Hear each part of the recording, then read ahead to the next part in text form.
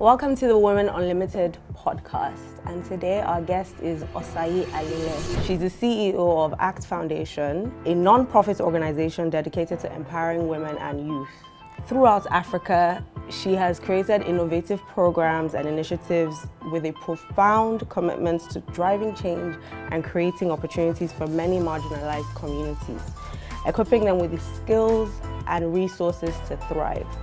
She serves on several boards, including Presco, the Global Fund for Women, Saro Palm, and Windy. When you're good, when you're deserving, what are the strategies that you can employ to sort of negotiate better pay? I don't think you should just go and negotiate with the CEO without first of all going to talk to the HR manager, talking to your own head of department, finding the finance person. Is our books good? And those people have to be your friends. It's not something you even do because I feel that I've done well. They must give it. First of all, you must realize that no one owes you anything. And even when they say no, ask for other things. Don't walk away empty. But what are the ways that you learn to showcase, that value without sort of seeming like you're bragging? There's nothing wrong with bragging, but look for the times to brag. There are a lot of women that get to a certain level and not voices. They are not allowing other women to come and enjoy the fights that they have fought. It's one thing to be prepared and the other thing not to be available. And availability doesn't mean being there. It means available in terms of the people that will call your name, open the door, will give you a seat. You need to be available enough that when they do, you are ready for it. You've established a strong personal brand as an entrepreneur that has allowed you position yourself for boards. Do you want to talk a little bit about how you've been able to do that over the span of the last 20 years? Yeah. Our environment is difficult when it comes to pushing and making sure that women have seats at the table. I knew that in terms of my career, I just knew that I wanted to succeed. I didn't really understand what success was because there were not many people in my field at that time. Basically, as you know, I recently produced this film called Lara Unlimited, which is launching soon. And the premise of it was around the fact that women are unlimited. True. When they're able to overcome their fears, the obstacles that they have to face, their own shortcomings, their self-doubt, we're unlimited. Yeah. And in this story, Lara basically is up for a promotion and she thinks she's going to get it, and she is given to a man who has seniority. There are not a lot of tools for female intrapreneurs. We have so many things, so many podcasts for entrepreneurs, entrepreneurs, and we don't have that many conversations about intrapreneurs and the struggles that they face. So I wanted to talk to you as a woman who sits on several boards, who has been in corporate and had to be professional, build a personal brand. What do you think the obstacles are for women trying to get into leadership positions in corporate? First, I'm very excited to hear this, and I'm looking forward to watching it. I've watched all the others, and I love them.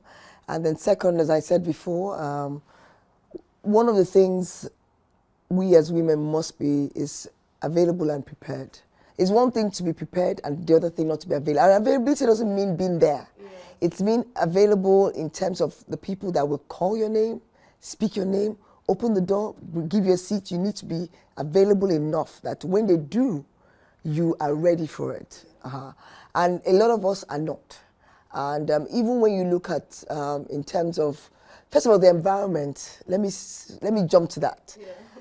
Our environment is difficult when it comes to pushing and making sure that women have seats at the table. It's because it's just what it is, and cultural, everything. And we got used to it, but now a lot of women are saying, no, we can't continue to do this way. And it's now the fact that it's economical if it's done in a certain way. We're looking at even the sustainability of it. Our children are also coming, and we're building them. And they're asking us, where do you want us to sit? There are no seats available. The table is full. And so those are the obstacles that we face as women. And we need to also realize that these obstacles they exist, but they can be overcome. Sometimes it's as if we go a few steps forward and take 10 steps back. But we just have to keep on trying, especially women in career, and understanding that it's important enough for us to speak up, to have a voice, and also be a voice. And that's one of the obstacles I see as well. There are a lot of women that get to a certain level are not voices.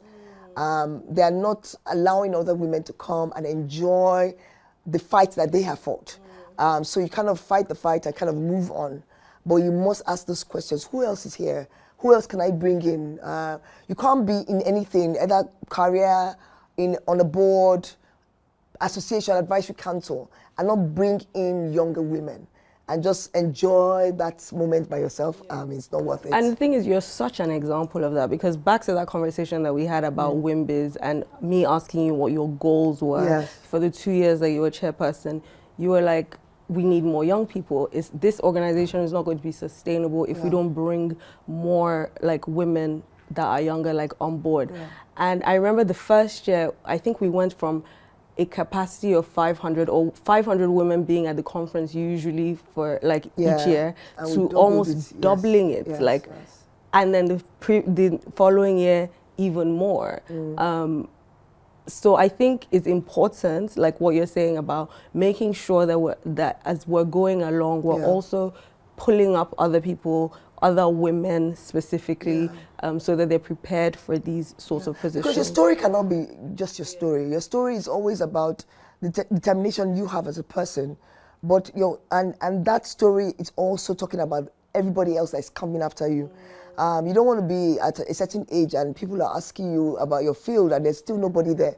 You want to be able to say that I opened this door, these people came in.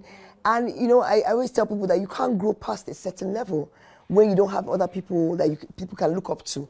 So if it's only you, after a while, it's like almost diminishing returns on an investment.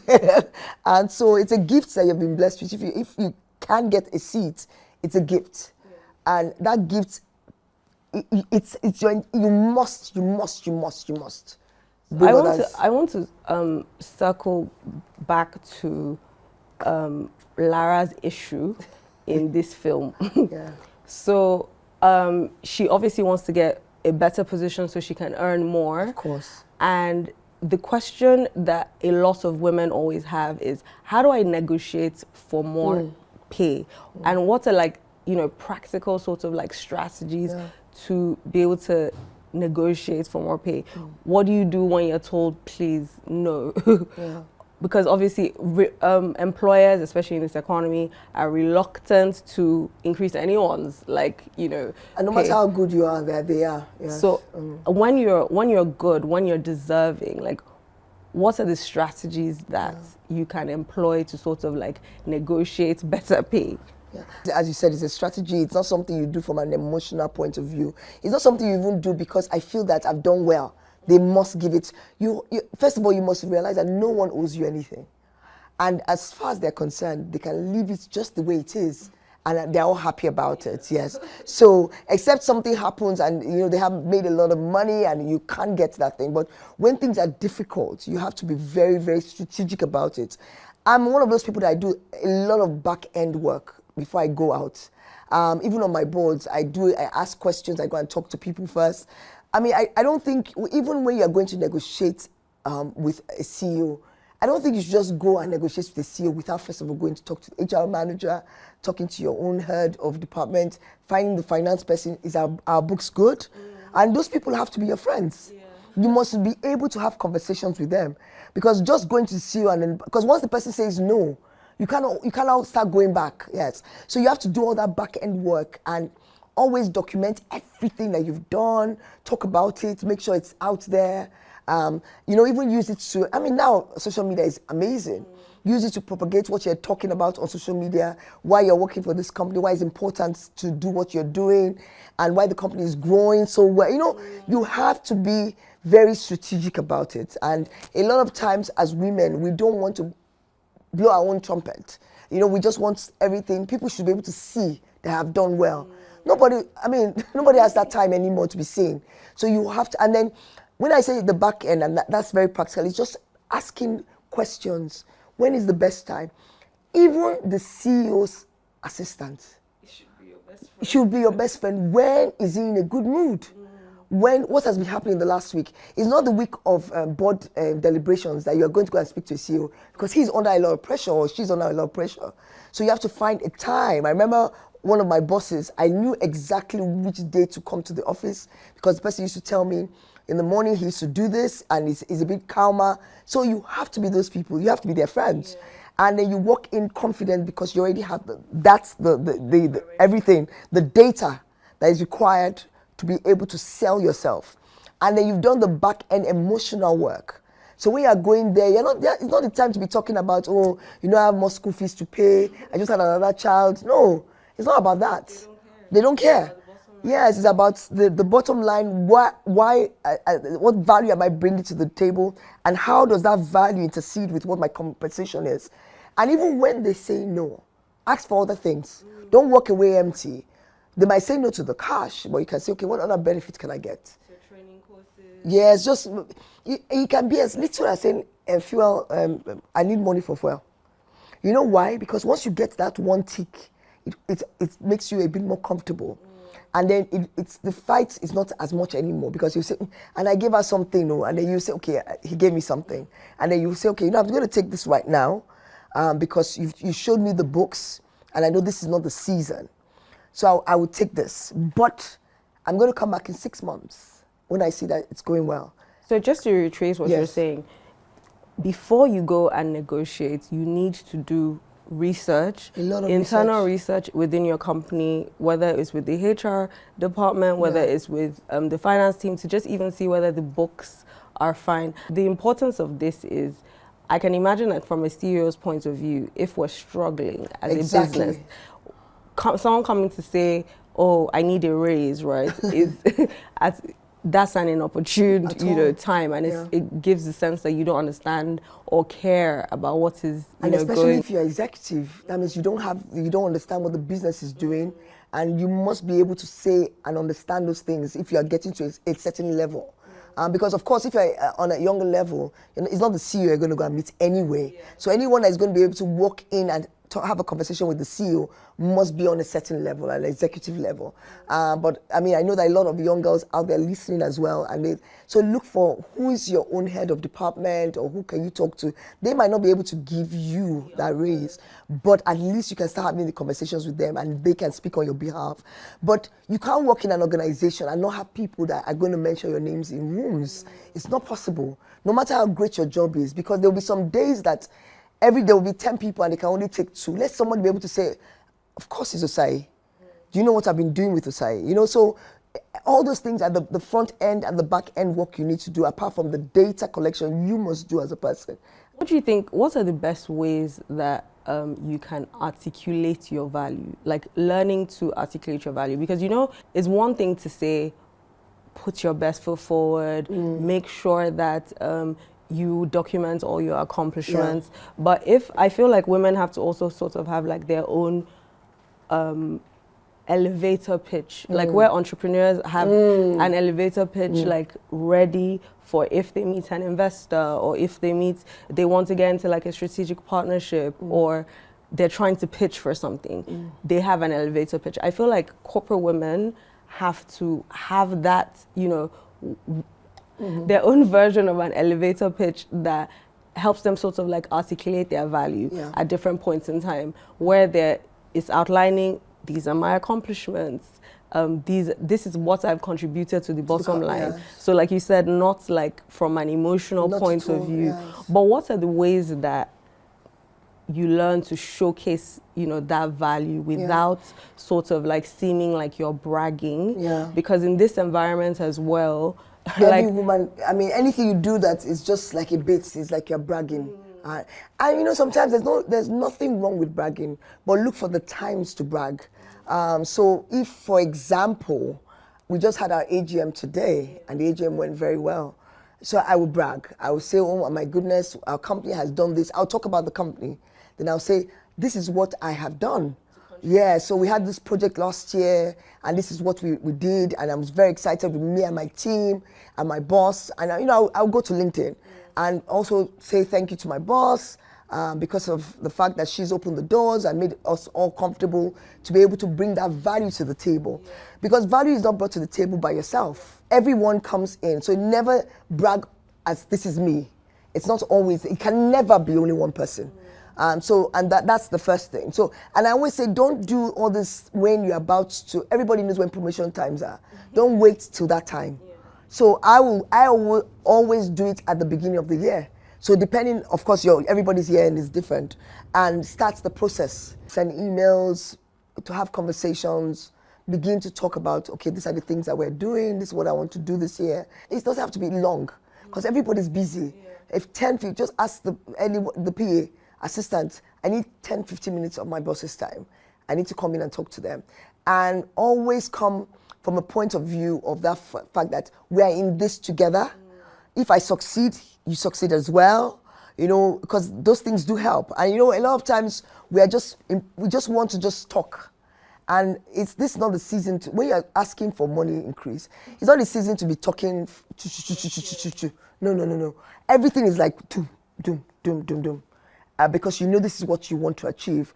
I'll give an example. So if I want to meet people, a certain crop of people at the beginning of in the year, in 2025, I say, okay, I'm not very good with AI. I want to meet people that in that industry. I want to understand that industry.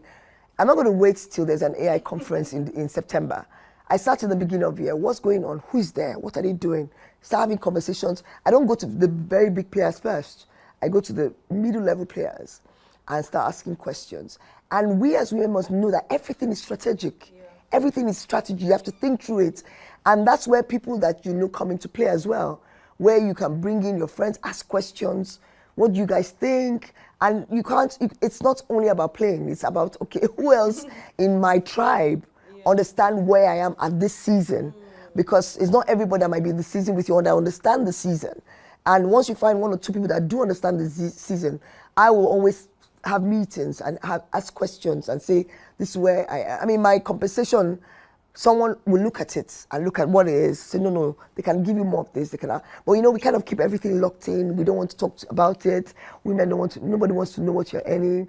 They don't want you to tell them. If you tell them, they give you half of the cost. But I love it because I love this direction, because I think it's so important, like talking to your tribe, having your own board of directors. Exactly. That you're sort of like saying, okay, I want to go and talk to my boss about increasing my compensation. This is what I currently earn. You work in, maybe a similar organization, or maybe you're in a similar position. Yes. What do you think? Yeah. And there's so much value in that, because secrecy means that you are dealing with stuff by yourself. Yes. Not to say that like we need to start publicizing everything that we do to everyone, or sharing vulnerable information to everyone, but I feel like pick the people, like you said, within your circle that are relevant to the situation, and figure out like how you can share ideas and share like value. And even if it's not your own immediate tribe, if I ask you, Arese, you have someone that you can tell me, this person will be able to have a conversation with you. We're not doing it just for ourselves. The more we talk about this, the more we help to bring in, make it not as exclusive as it is.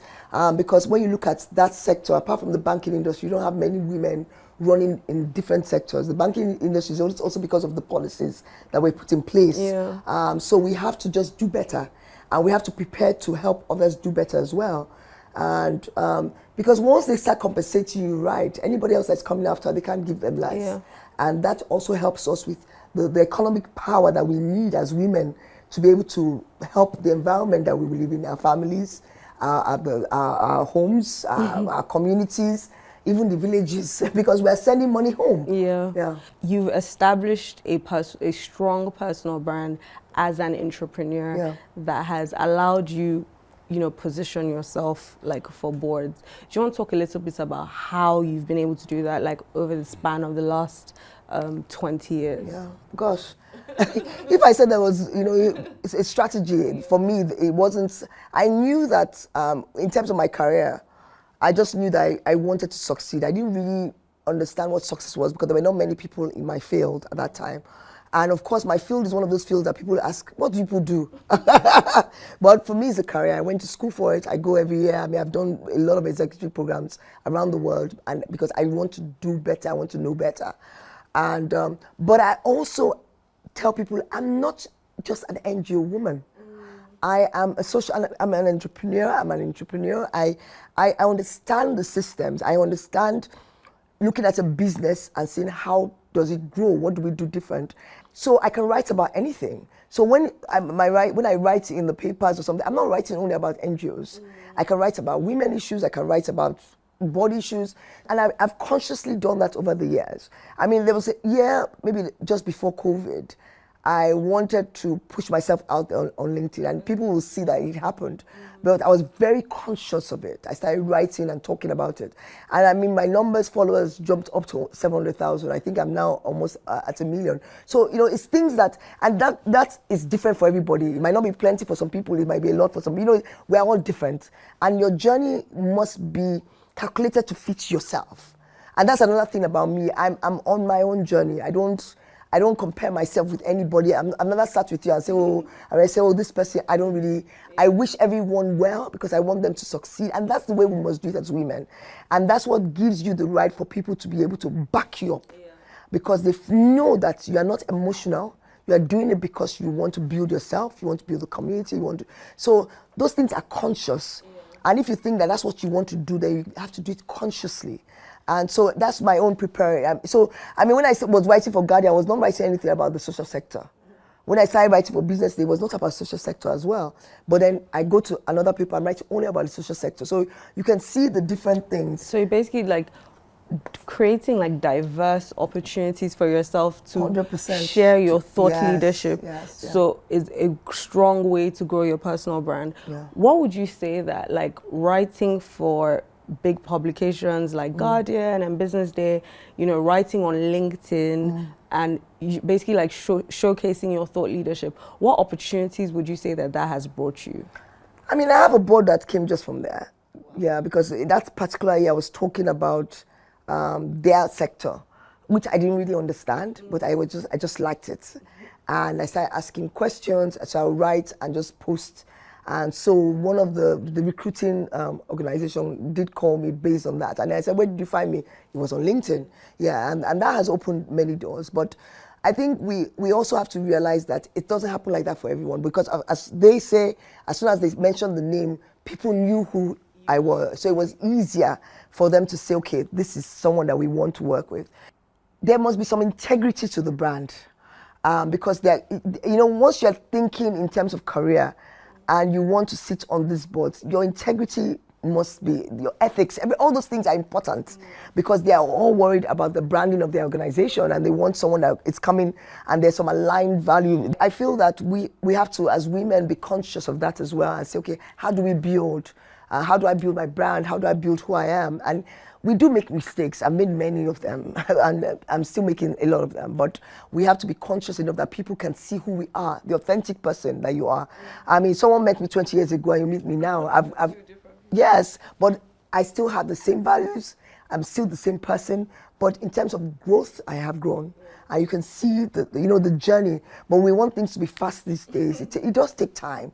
You can't sit on a quoted company when you haven't done anything. It will take time. But how would you say for the young girl who is sort of like watching this and thinking, oh my God, I also want to, be this professional woman who is not just doing her job, but also like on several boards. Yeah. How do you position, how would you say, especially in Africa, like how do you position yourself for board seats? I'm a networker. I am a networker. I'm a bridge. That's the way I see it. And if you're at a certain age now, it's the same way I sat down when we started WinBiz now 20-something years ago. I used to look at everyone else thinking, oh my goodness, where will I get there? When they asked me to become chair, I was in shock because I was the first non-founder to be chair. And I was thinking to myself, why would they want me to be, what am I going to do? But because I've been consistent, they have seen, and they knew that I could do it. I might not have trusted my abilities then, And sometimes I still, but sometimes you still don't trust your abilities. And that's why your tribe is there telling you that, of course, you can do it. So I feel that just consistently do what you're doing. And if you have the outside things that are hobbies or things that you enjoy to do, just continue to do it. And you'll find out that those, let me go to the Bible. It says that your gifts will make room for you. It does make room for you. It doesn't matter what religious background you're from, but it will make room. It's just that the timing for everyone is different. The timing for everyone is different. Some things I've achieved now, people achieved 10 years ago. Some things I achieved in my 30s, I know I can see some of my friends achieving it now, and I'm thinking, I did that when I was 32, 33. Yeah. But so everybody's journey is different, and you must accept that first. And that's where we go back to Lara. So, do you know something? Speaking of Lara, I want to show you a clip of a scene where she doesn't get the promotion, and she basically has this huge, emotional reaction. I want you to watch it and tell me, and then we can talk about... Lara, you're a great girl. You've done stellar work, particularly in the last 12 months. But it's just Frank's turn. Okay, so please help me understand. Even though in the last year, I brought in deals that have netted this company over $20 million. I'm not allowed to be fairly compensated for the value that I create. You are embarrassing yourself. I wasn't finished! Ooh. So obviously, in writing that, it was a little bit extreme because I knew that, clearly, I don't think that anyone can get away with that sort of people have done it. But I thought this is an opportunity to sort of have a conversation about what employers are doing awfully when it comes to this promotion thing. The role that our cultural practices have when people, or the cultural biases that people have when they're in these positions. Because imagine being in a boardroom and being told, oh, he's a man and he has a wife and children. I'm sure in other parts of the world, that is not something that will specifically, come up. So I wanted to ask you, right, after watching that, let's unpack a little bit. A, what are the consequences of doing something like that in an actual boardroom? B, what is the role that emotional intelligence, plays? Yes. Because especially we're Bini women, feisty. We're very feisty. We can come across as aggressive even when we don't mean to. And I know you've even taught me a lot about diplomacy, about just learning to sort of soften it up. Don't say it exactly as it's coming to your chest. So I wanted you to talk about what you thought about that clip. Oh, my heart goes to her because I understand. But if you work for an organization that is a good organization, this will not come to bear. It does happen sometimes where they can find a way around it. But let me say it. Please do not do it. As much as you want to, try and avoid it. Because women are not allowed to have emotional reactions. Yes, and even if you want to, let's do it in a better fashion. And then I always say to people, you can go home and do this with your friends and scream, break the table, break whatever you want to break. But in the office, that conversation could have gone the same way, but better. It could have been, she would have said exactly what she wanted to say, of course, without the swearing and all, and she would have been able to put her word across. Let me go back to the team, the board members. You could already tell where they were heading to. You could already tell, so you must understand where you work, and that's where emotional intelligence comes into play. You must understand your people. You must know who they are. Because I could already see the other lady's eyes were rolling. Yeah. So this was a plan. No matter what she did, they would have, yes, they were not going to get it. She was not going to get it. And that's why the back end work must come into play. She could have done that before this meeting. That's a huge point, because of her personality, she's a very results-oriented person, but she tends to work alone. I could tell that she's a solo chick because she's good at her job. And sometimes that is not enough. What you were saying before about going and doing that internal work and going and making friends with all the relevant, Stakeholders, parties. yes. Because maybe she would have known that this was happening or this was the direction it was going And in. she would have been able to manage it. And she would have been more prepared. Yes. That's definitely a point. But what do you do like in a situation like this where you feel like you're good, your talent and your results speak for themselves, and you just feel like you're not getting whether the compensation or the recognition that you're supposed to be getting? What advice would you give to a young woman who is in a similar situation and looking for ways to change that? I mean, you're going to be two things. You can be in an organization that will change. If you speak out, they might do something about it. And you have to know the difference. And there's some organizations that will not make any difference. So if that happens, you have to decide if you want to stay on or if you want to move on.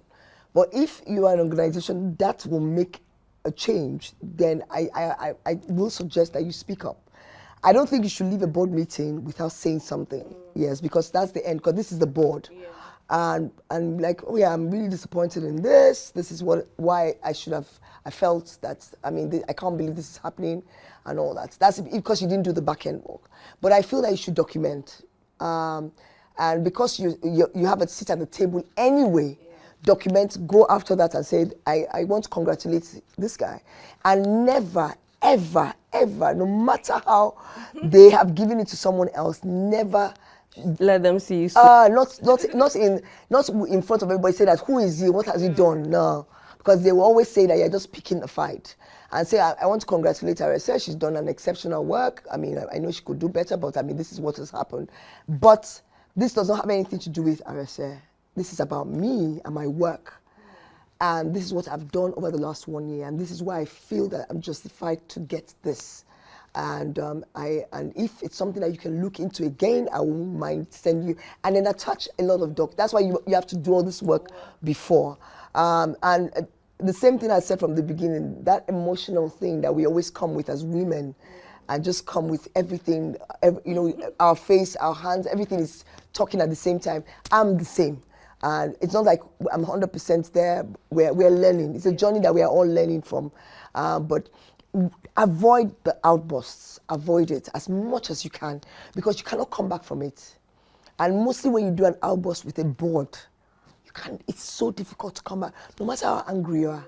Do you know what's so interesting? Because when I'm analyzing these things, right, like I always think, if a man had a similar reaction, it would be bad, but I don't think as bad as a woman. Yes, it would be bad, but they will say, oh, maybe he was in a bad mood and he was not happy with this. And you'll find out that it's very rare that he would do this. Yeah. It's very rare. They might speak their mind, but that shouting and screaming and saying, I'm not finished, because this is your board chair. The board chair is the board chair. So you have to really be careful about how you, and it's not, let me say this, it's not just about boards. Even in terms, because we are talking about women and we are unlimited, because we come with everything. Yeah. So even working in any organization, you have to know how to manage the situation, manage whoever your executive is, and see. I'm not one of those people that will say don't speak your mind, because I've always been a speak your mind person anyway. You just have to finesse. You have to, and I tend not to speak when I'm very, very angry. Most of it has to do with work. I will bottle it in and wait for the right time, because I realize that because I already have that aggressive way of talking anyway. By the time you add anger to it, that's we're finished. So you have to be careful. So do you think, let's say Lara was your mentee, she's already made this mistake. Yes. She's had this emotional outburst and you've given her the speech about how women are not allowed to have these kind of emotional outbursts. You should have never, this should have never happened. What advice would you give her in terms of how to sort of navigate that? I mean, I would tell her that it has happened. After I do all you shouldn't have, I'll come back to, because we're all humans, we all make mistakes. I will tell her, and the first question I'll ask her, do you want to stay? Because the truth is that you have to make a decision. And this has opened that door for that decision. Do you want to stay on or do you want to leave? And it's from there that I can now advise you, because if you want to stay, we have to go and mend all those fences. And we will still say what we've done, but I will insist that she does an apology, because you cannot speak to a board in that manner. Then if you want to, even if you want to leave, I will still insist that you go and have a conversation with your board chair and say, look, I was very, very overwhelmed. I'm so upset, but I understand why this is happening, but it's better for me to take my leave and all that. And I will, instead of the 2 months, I'll give you 3 months, try and make them feel as if you're doing extra. Because, you see, I said, nobody knows tomorrow. Who are you going to meet? In fact, I was on the board thing last week, and we had a board chat with someone, and I smiled to myself because I know that person so well. And I won't say anything, but I just smiled, because you don't know who will be on the other call tomorrow. So you have to be careful. You have to manage the situation as best as you can. And once she does that, but an apology is due, both ways. Let's talk about managing conflict in organizations like this, because there are definitely situations where a woman, because we talk about women supporting women, and we talk about all of that kind of stuff, but there are definitely situations where women feel like they could be in an organization, and it almost feels like, even if you're a superstar and you're doing all the things, if there's somebody who is higher up that maybe is a woman or a man that doesn't like you or has some personal sort of grievances with you, how do you navigate, things like that? It's life. First of all, you must say it's not about me, it's life. If it's not this organization, it'll be the next one.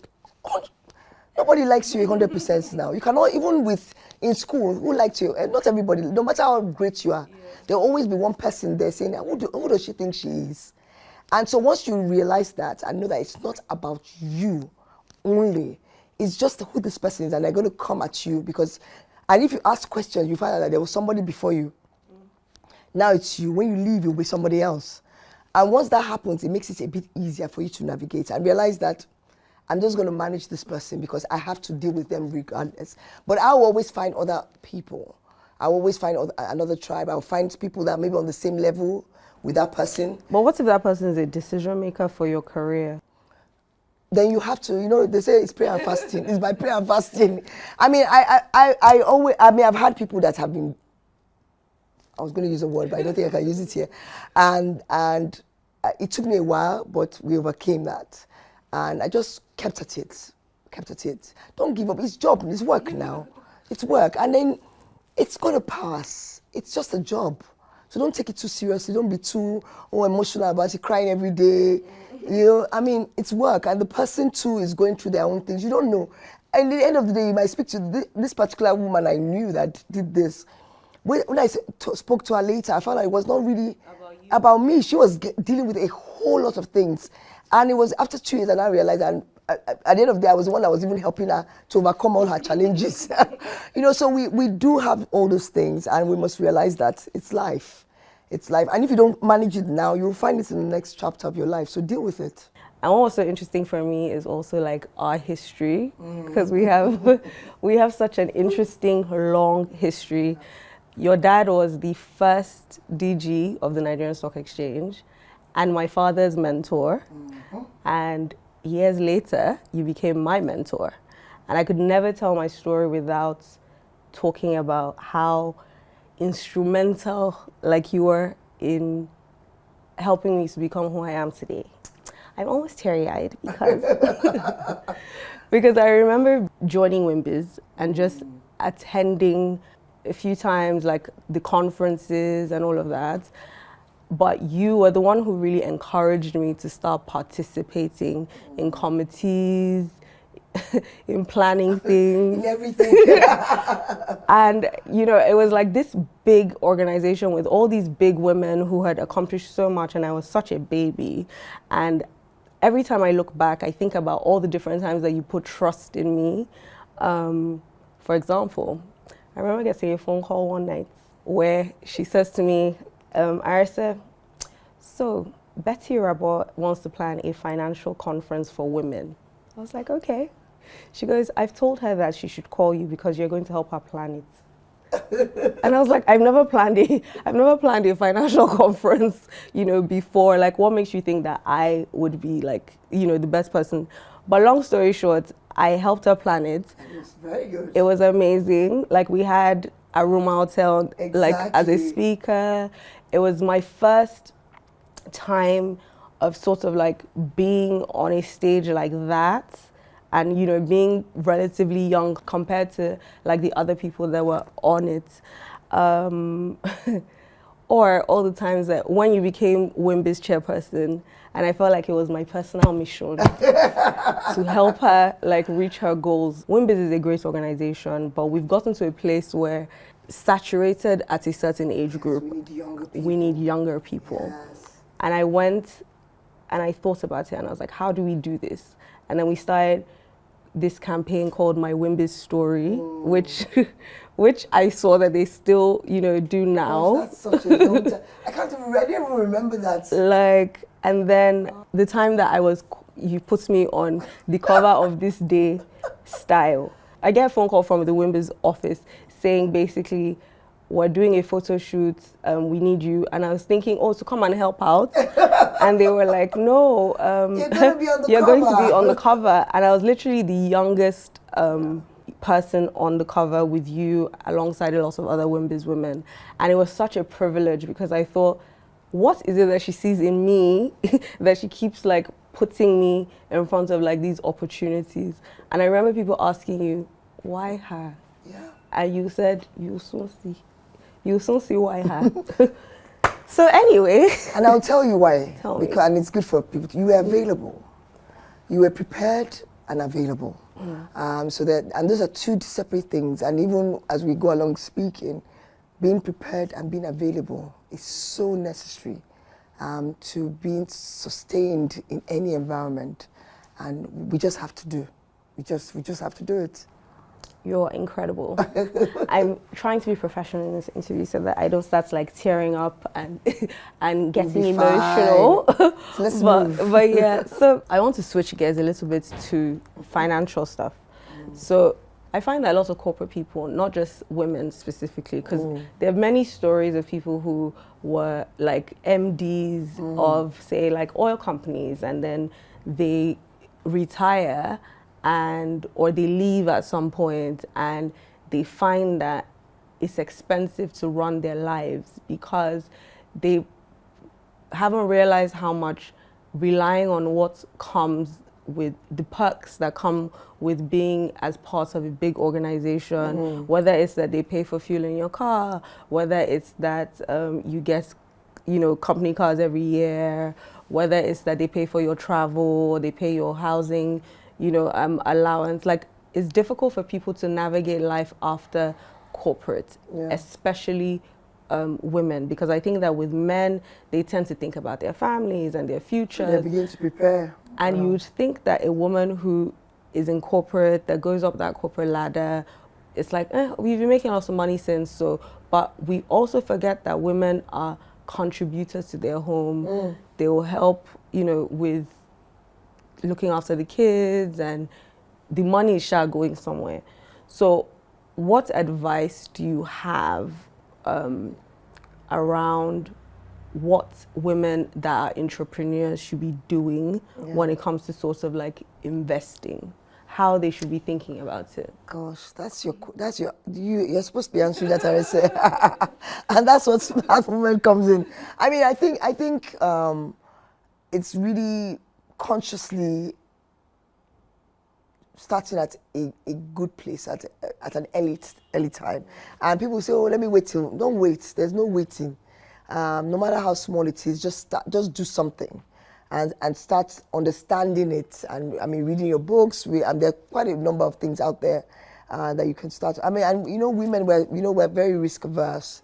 But we have to just do better. Then the other thing is, I think mentorship also helps, where you can have someone that has done this before. I remember that I had a conversation with one of our friends, Mrs. Akinkbe, and she sat me down, looked at everything, and she was just doing her head like this. And she was like, no, you spend too much money on this. And I was like, But it did help. It did help because I realized that if I didn't stop it or I didn't get it into bear, I'll get into trouble in the next few years. So when you have good people around you that can tell you the truth, this is what you're doing. I mean, I'm one of those people that if you work hard, you can play as hard, but you must be prepared because the future is here. And you might think, oh, I have 25 years. It doesn't work that way. It comes so quickly. You'll be like, oh, I'm 27, I'm doing well, I'm making a lot of money. And you feel that everything is fine. It goes so quickly. And then also, I would say, in every career, there's up and downs. Yeah. There's nothing that's just, nobody has had a beautiful career for 25 years. If you sit down with every woman, there's a story to tell. There's some, and there's some good days and there's some really bad days. And you must prepare for those bad days, even when you have good days. So that's one of the things I tell people, you must be prepared for the bad days because they must come.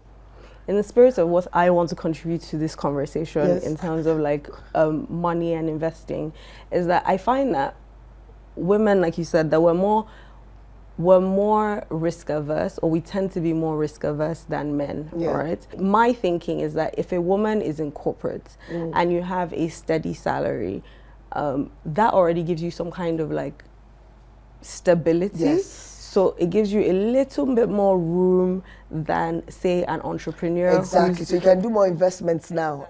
Yeah. You can take more risks. You can take a little bit more risk with your investing. I say more risky. Oh gosh. In fact, our partners are Bamboo. So you know Bamboo. Oh yes. It's run by another Bini girl. Hey. Yamo Omorogbe. So Bamboo is one of our partners. And basically, you can buy US stocks on the platform. Okay. You can buy Nigerian stocks. You can buy treasury bills. Talking to them, you find that on the platform, more men invest than women. And that was so interesting to me.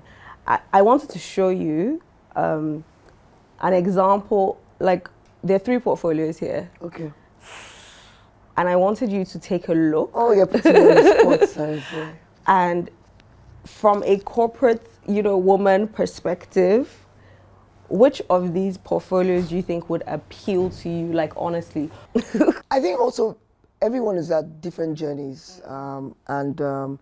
You might be at a certain time where you realize that conserving your finances is more important than being aggressive. Even people that are the same age, some people are at the moment very aggressive about everything. And they want everything done now, while someone else is feeling, I'm at a good place. I just want to, yes. So let me look at this and say, okay, can you just, and I'll tell you which one I'm going to choose right now. So I think I would definitely not do the conservative one, no. And it's something I would have done maybe 2 years ago. So maybe now, the moderate to aggressive. Maybe even aggressive. Because you want to take more risks. I want to, at this season in my life, I just feel that I've done some things. I want to just go all out. And I like I love the portfolio. I would just take out one, but everything else will stay. And because I now even understand better. I'm one of those people that believe I must understand what I invest in. So people are different. So you do research on the stocks? I'll do research on the stocks. I'll find out what's going on, what's happening, who the CEO is. Are there any controversies going on now? Like, what's the possible returns on the investment? Yes. I think this is important because this is what I love about Bamboo is not just because you can buy US stocks, you can also buy Nigerian stocks. Yes. There's crypto options, there's treasury bills. Stocks are doing, we're rallying. We're rallying. But I guess when you think about, you'd want a mix in general because when you think about the FX situation, you want a mix. Aggressive. But I like the fact that there are so many options and that women now have so many opportunities that they can actually run with and enjoy those opportunities. And a lot of times you hear people say, but I don't really understand it. But I say it doesn't really matter. Find someone else that understands it. And our conversations at dinner and at a friend's house, having a glass of wine, should not only be about rubbish. It's about what are the stock options out there? What makes sense? Who is doing what? I mean, what artwork, who are the artists that we should buy? Because all those things are now important. Because you buy today and you're selling 200% in another year or two. And we must know those things as well. Even in terms of leadership, we must understand those things because people are looking and you can actually teach other people about it as well.